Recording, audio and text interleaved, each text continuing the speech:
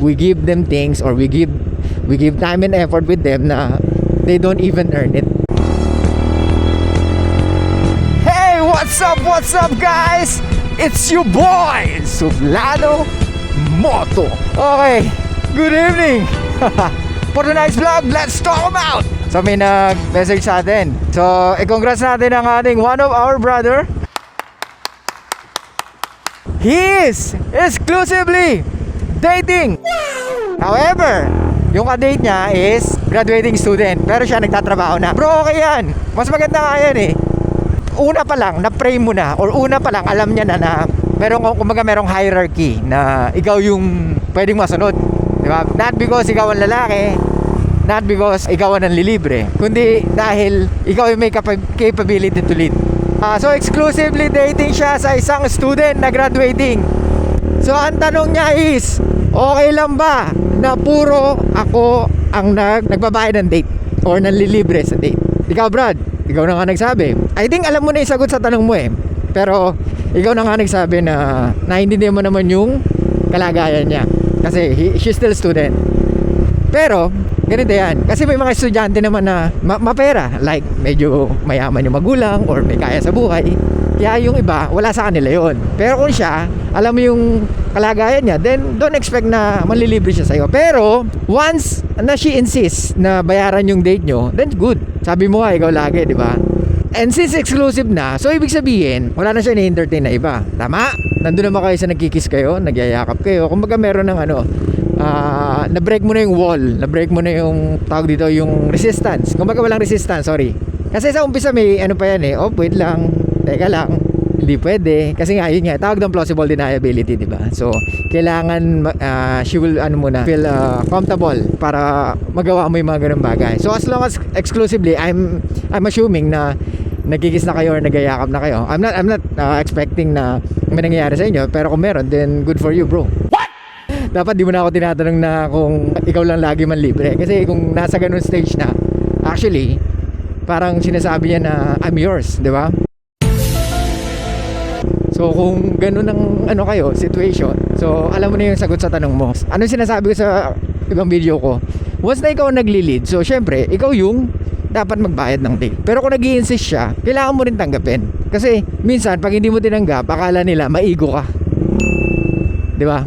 Yun din guys, read nyo yung No More Mr. Nice Guy. So sinabi dun nung author na nasanay tayo sa pagiging nice na binibigay natin yung mga bagay na hindi sa atin na ibibigay, or binibigay natin yung mga bagay na hindi pa nila na-earn. So once na masyado tayong nice, akala natin normal lang yung bigay ng bigay. Kasi yun ang in-expect natin. Tawag doon, merong covert contract. Covert contract is, kung ano yung ginawa ko sa'yo, dapat gawin mo rin sa akin. What?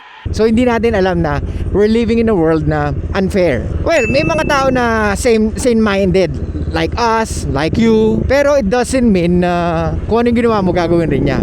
Kaya sinabi doon sa libro na yun na pag merong kang sanayin mo yung sarili mo na pinagsisilbihan ka na ibang tao.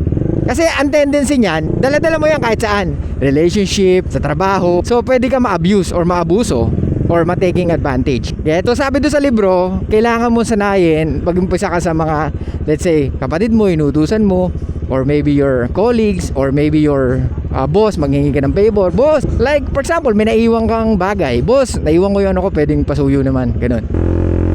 Umpisaan mo sa ganun. Dapat may gawin silang favor para sa'yo na without anything nakapalit. Kaya basahin nyo yun.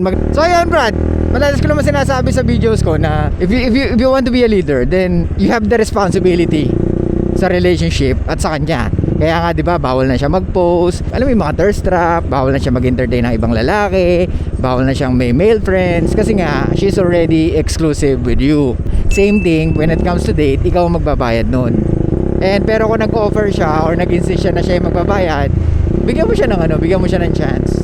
Kasi yun nga, para hindi na maisipin niya napaka naman ito, taas naman ang pride nito, okay lang naman sa akin. Kasi may mga ganun babae.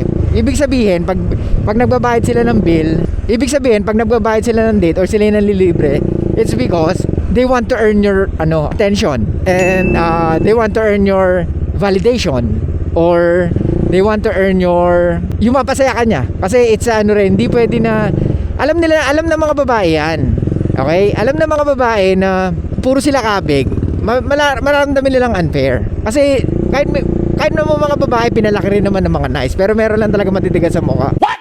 How dare you? Na talaga very abusive. Pero kasi nga, kasalanan din natin mga lalaki. Why? Because we give them things or we give time and effort with them na they don't even earn it. Kaya dapat talaga, they need to earn it. Okay? Huwag tayong bigay ng bigay. Di ba mag-isa ka bro? Walang problema yun. Ang mahalaga, you improving yourself. Kesa naman, you are in a relationship or you are dating with someone na alam mo na hindi ka naman talaga gusto, kundi ang gusto lang sa'yo is because meron ka nito, meron ka niyan. Di ba? Nakahatid sundo mo siya. That's why she is still continuing talking to you. May mga ganun kasi. So, imagine mo, let's say wala akong pera, wala akong sasakyan. Kaya ako samahan itong babae na to? Ang tanging meron lang ako is yung or mentally, emotionally na may bibigay ko sa kanya na value. So yun, kaya dapat lagi mo tatandaan na we as a man, we are the one that providing at least 80 to 90%. So kaya nga when it comes to making decision, ikaw pa rin masusunod dahil ikaw ang lalaki. So ikaw ang laging nasa labas to do things na alam mong pwedeng makapag-provide sa inyong dalawa. Okay? When it comes to experience, we have more experience than women. Kasi nga, tayo nasa labas. So, alam natin kung paano umikot ang mundo, paano gumalaw ang mundo because we are living in reality. I'm not saying all men are like that, pero most of men, we know na if we don't provide something, no one will like us, even maybe our friends. Kaya nga, as a young guy, tapos nakagrupo ka sa matatandang lalaki, alam mo na kagad kung ano dating mo. Sa basketball, pag bata ka pa, anong ginagawa mo? Either tagadala ka ng bola or tagabili ka ng ice tubig. Di ba mga ganun ang natin eh. Ganun ang kaya nating i-provide eh. Kasi yun pa lang yung value na kaya natin i-provide. Di ba? Wala pa tayong wisdom. By the way guys, may tanong ako sa inyo. Ano ang difference ng wisdom and knowledge? Oh my God! Assignment nyo yan ha. What? Try to analyze it. I mean, try to understand it. I-comment mo lang kung ano yung nalalaman mo. Para at least dyan natin makikita kung talagang malalim ang inyong pangintindi. So Brad, yun nga. Ikaw ang lalaki. Ikaw magli-lead. So yun. Hayaan mo siya. Pag siya ng libre, then good. Okay? So yun lang guys. Thank you so much. I'll see you guys next time. And bye-bye. Sheesh.